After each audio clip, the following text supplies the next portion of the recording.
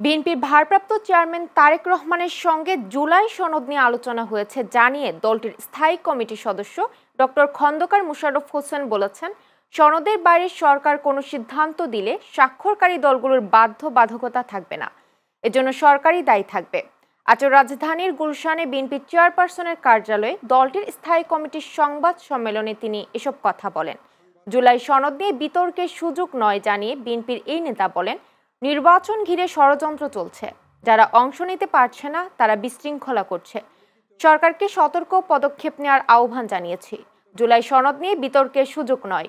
জুলাই জাতীয় সনদে উল্লিখিত বিষয়দের বাইরে সরকার কোনো সিদ্ধান্ত ঘোষণা করলে সনদের স্বাক্ষরকারী কোনো দলের জন্য তা মান্য করার বাধ্যবাধকতা থাকবে না।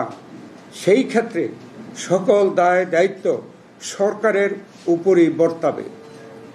এই ব্যাপারে সতর্ক পদক্ষেপ গ্রহণের জন্য আমরা সরকারের প্রতি আহ্বান জানাচ্ছি।